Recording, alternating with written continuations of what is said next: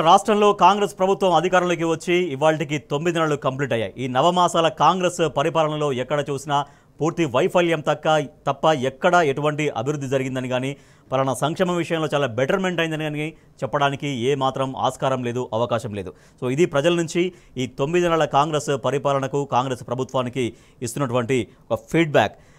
6 గ్యారంటీలు అమలు చేస్తాం, అది కూడా 100 రోజుల్లోనే, అధికారంలోకి వచ్చినటువంటి 100 రోజుల్లోనే అంటూ స్వయంగా తమకు తాముగా గడువు విధించుకొని అధికారంలోకి వచ్చింది కాంగ్రెస్ ప్రభుత్వం. కానీ అధికారంలోకి వచ్చిన తర్వాత ఆ 6 గ్యారంటీలు లేవు, 6 గ్యారంటీల్లోని ఆ అంశాలు లేవు. ఏదో 1-2 అమలు చేశారు తప్పించి అది కూడా క్షేత్రస్థాయిలో అయిన వాళ్ళకి అయ్యాయి, అందని వాళ్ళకు ఏమాత్రం అందలేదు. అది కూడా పూర్తి స్థాయి ఇంప్లిమెంటేషన్ అనేది అవ్వలేదు. ఇంకా దాంట్లో పెండింగ్లో అనేకం ఉన్నాయి. సో వాటి అమలు ఎప్పుడు, దాంతోపాటుగా ఇచ్చినటువంటి అనేక హామీల అమలు ఎప్పుడు, ఇది ప్రజలు అడుగుతున్నటువంటి ప్రశ్న ఈ కాంగ్రెస్ ప్రభుత్వాన్ని. రైట్ సూరజ్, అడ్మినిస్ట్రేషన్ విషయం ఇందాక మనం మాట్లాడుతున్నాం. అడ్మినిస్ట్రేషన్లో ఎంత వైఫల్యం ఉందనేది ఒక రుణమాఫీకి సంబంధించినటువంటి ప్రక్రియనే మనకు ఉదాహరణగా నిలుస్తోంది.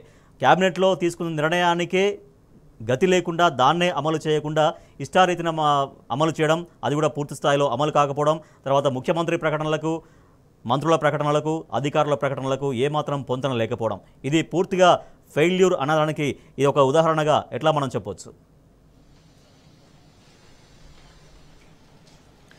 రాజేష్, ప్రజాస్వామ్య రాజకీయాలంటే రాజకీయాలు ఎన్నికల తరుణంలోనే ఉండాలి.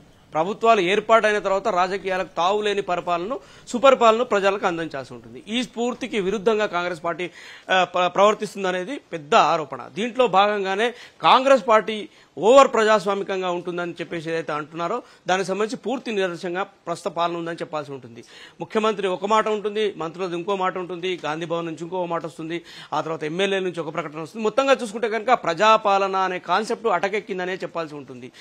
గత ప్రభుత్వానికి సంబంధించిన సుపరిపాలన ఏదైతే ఉందో అది కంటిన్యూగా ప్రజలకు చేరే విధంగా కాంగ్రెస్ పార్టీ చర్యలు తీసుకోవడంలో, అధికారంలో ఆ విధానాన్ని అవలంబించడం ఫెయిల్యూర్ అయిందని చెప్పేసి పెద్ద ఎత్తున ఆరోపణలు వస్తున్నాయి. గత ప్రభుత్వంలో ఏదో జరిగిపోయింది, గత ప్రభుత్వం చేసిన నిర్ణయాలన్నీ తప్పుడు నిర్ణయాలన్న చందంగా కాంగ్రెస్ పార్టీ వివరించింది. వాటిని సమీక్షించాలనే కోణంలో మాత్రమే ప్రభుత్వం నడిపే ప్రయత్నాలు చేస్తుంది. కానీ ఇప్పటివరకు ప్రజాపాలనను ఆ దిశలో నడపాలనే ఒక సోయి లేదు అనే ఆరోపణలు వ్యక్తమవుతున్నాయి. ముందుగా చూసుకుంటే కనుక ఆర్థిక సంక్షోభం అని చెప్పేసి ఏదో జరిగిపోయిందని చెప్పేసి శాసనసభలో ఆర్థిక పరిస్థితి పైన ఒక వైట్ పేపర్ను ప్రవేశపెట్టడం అనేది ఏదైతుందో అది పెద్ద ఎత్తున అంతర్జాతీయ మార్కెట్లో తెలంగాణ ప్రతిష్టను దిగజార్చే విధంగా ఉందని చెప్పేసి పెద్ద ఆరోపణలు వచ్చాయి. అలాగే విద్యుత్ సంస్థలకు సంబంధించి ఏదో జరిగిపోయింది, అక్కడ ఏదో గత పాలకులు ఏదో చేసేశారని చెప్పేసి విద్యుత్ సంస్థలపైన నిఘా, విద్యుత్ సంస్థలపైన ఎంక్వైరీ పేరిట ఏదో జరిగిపోతుందని చెప్పేసి అట్లా ఒక రకమైన చర్య, ఒక రకమైన కక్ష సాధింపు ధోరణిని ప్రదర్శించి ఆ స్ఫూర్తికి విఘాతం కలిగే విధంగా కాంగ్రెస్ పార్టీ వ్యవహరించింది. ఇక ప్రధానంగా చెప్పుకోవాలంటే కమిషన్ల ఏర్పాటు కావచ్చు, కమిటీల కాలయాపనతో